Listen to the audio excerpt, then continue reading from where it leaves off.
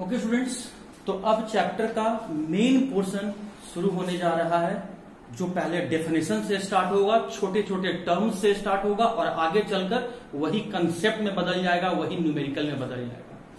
जो 3 important terms हम लोग पढ़ने वाले हैं वो है स्पेस लैटिस, लैटिस पॉइंट और यूनिट सेल। ये पूरे चैप्टर में ये तीनों टर्म आते रहेंगे। अब सबसे पहले हम लोग समझते हैं स्पेस लैटिस। स्टूडेंट, ये जो मैंने यहां पर डायग्राम बनाया है, मैंने क्यूब बनाया है, मैंने बहुत सारे क्यूब्स बनाए हैं, मैंने मल्टीपल क्यूब्स यहां पर अरेंज कर दिया है। तो ये डायग्राम स्पेस लैटिस को बता रहा है या क्रिस्टल लैटिस को बता रहा है।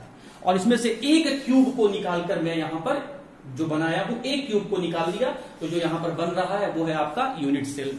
इसको एग्जाम्पल के फॉर्म में तुम ऐसे भी समझ सकते हो। अपार्टमेंट को इमेजिन कर लो। अपार्टमेंट में क्या होता है? फ्लैट, फिर उसके ऊपर फ्लैट, फिर उसके ऊपर फ्लैट। एग्जैक्टली पीछे भी होता है, एग्जैक्टली लेफ्ट में भी होता है और एग्जैक्टली राइट में भी होता है। अपार्टमेंट तो आप लोग देख ही रहे हैं अपने सराउंडिंग में स्टूडेंट। तो आप ये समझ लो कि ये पूरा का पूरा अपार्टमेंट है और ये उस अपार्टमेंट में से ये आपका इकलौता एक घर है। तो जिसको हम लोग अपने दुनिया में अपार्टमेंट बोलते हैं, वैसा ही कुछ मिलता जुलता एग्जाम्पल को हम लोग स्पेस लैटिस या क्रिस्टल लैटिस कहते हैं। और उस अपार्टमेंट में जो मेरा अपना खुद का एक फ्लैट है, उस फ्लैट को हम लोग यूनिट सेल कह रहे हैं। अब इसको हम लोग समझते हैं। मैंने रफ में आपको बता दिया। ये बात तो स्टूडेंट आप लोग जानते हैं कि एक्सिस 3 होता है, एक्स एक्सिस, वाई एक्सिस और जेड एक्सिस होता है। तो समझना मेरी बात को, स्पेस का मतलब ही होता है तीनों एक्सिस। जब 2 एक्सिस को कंसिडर करते हैं, कोई भी 2 एक्सिस, चाहे वो एक्स वाई हो, चाहे वो वाई जेड हो, चाहे वो एक्स जेड हो, तो 2 एक्सिस को एक साथ हम लोग प्लेन कहते हैं। लेकिन जब तीनों एक्सिस को हम लोग ले लेंगे तो उसे हम स्पेस कहते हैं। तो मैं क्या कहना चाह रहा हूं, ध्यान से सुनना। तीनों एक्सिस में पार्टिकल को अरेंज करके रख के एक 3 डायमेंशनल बॉडी बना देना। मैं फिर से रिपीट कर रहा हूं, सुनना मेरी बात को। नहीं सुना तो चैप्टर बिल्कुल यहां से बर्बाद हो जाएगा, इसलिए सुनो ध्यान से। तीनों एक्सिस में, एक्स एक्सिस में, वाई एक्सिस में, जेड एक्सिस में, तीनों एक्सिस में पार्टिकल को रखते हुए एक 3 डायमेंशनल बॉडी बना देना। तो उसी 3 डायमेंशनल बॉडी को हम लोग कहते हैं स्पेस लैटिस। जरा यहां पे गौर करना स्टूडेंट।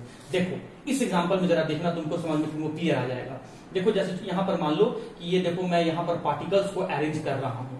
तो मैंने एक्स एक्सिस में पार्टिकल को अरेंज कर दिया, ठीक है।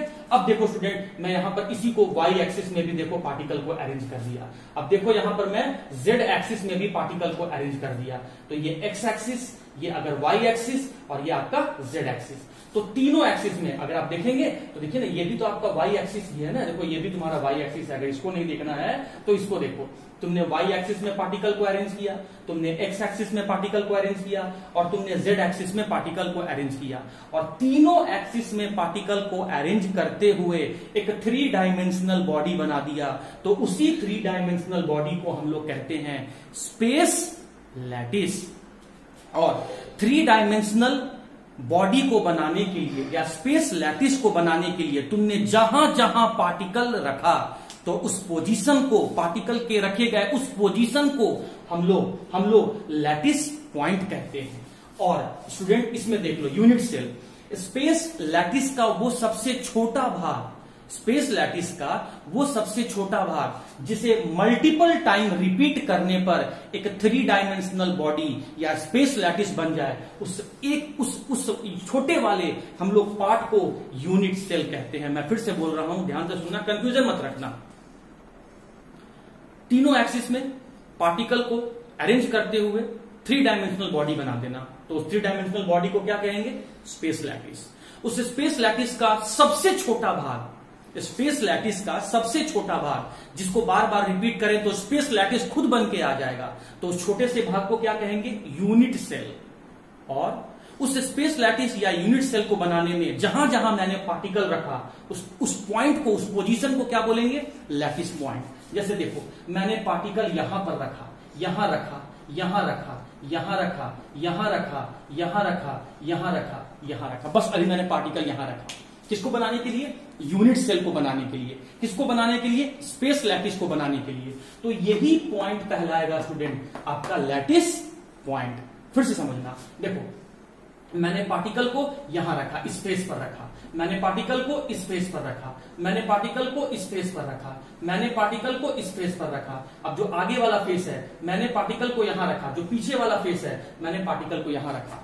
तो अब मैं क्या देख रहा हूं कि मैंने पार्टिकल को कॉर्नर के अलावा फेस पर भी रखा, फेस पर भी रखा। तुम अपने जहां तुम रूम में अभी बैठे हुए हो वहां इमेजिन करना, ऊपर वाला छत, नीचे वाला फर्श, बाएं वाला दीवार, दाहिने वाला दीवार, आगे वाला दीवार, पीछे वाला दीवार, और उसके बीच बीच में एक बॉल को डाल दो। हो गया। अब जहां जिस रूम में बैठे हुए हो उसके जितने भी कॉर्नर हैं, 4 ऊपर कॉर्नर होंगे और 4 नीचे कॉर्नर होंगे, 4 ऊपर कॉर्नर होंगे और 4 नीचे कॉर्नर होंगे। वहां वहां तुम पार्टिकल को या बॉल को रख दो। तो वो पॉइंट जहां पर तुमने पार्टिकल्स को मतलब एटम, मॉलिक्यूल या आयंस को रखकर एक 3 डायमेंशनल बॉडी बनाया है, तो उस पॉइंट को, पार्टिकल के उस पोजीशन को हम लोग लैटिस पॉइंट कहते हैं। और पार्टिकल्स को रखते हुए, तीनों एक्सिस में रखते हुए 3 डायमेंशनल बॉडी को बना देना, उसे स्पेस लैटिस कहते हैं।